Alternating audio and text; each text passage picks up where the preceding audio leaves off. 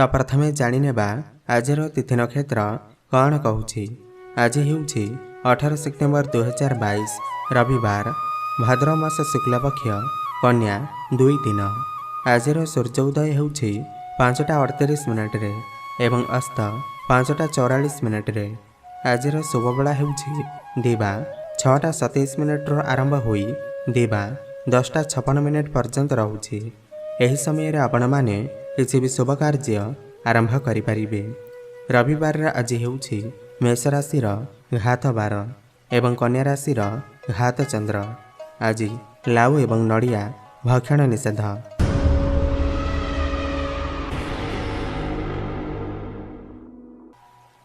तो प्रथमे जानिबा मेष राशि व्यक्तिविशेष मानक पाई आज दिनटी किपरि रहिबो। तेज आसतु मेष राशि व्यक्ति विषय आलोचना करवा।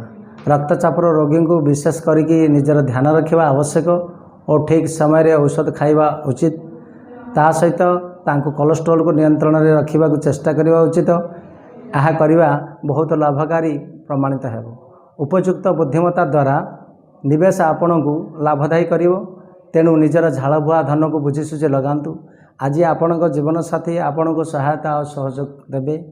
आज आपण जड़े एमती व्यक्ति को देखा करेंगे जी आपण को निजर जीवन ठू भी अधिक भल पाइबे।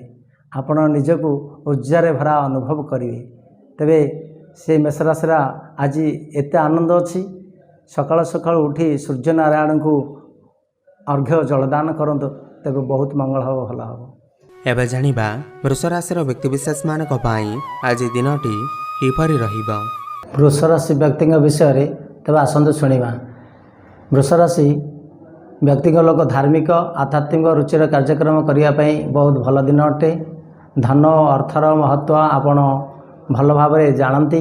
आपणकर संचित धन बहुत काम आसो एवं बहुत बड़ असुविधा बाहरी पारे।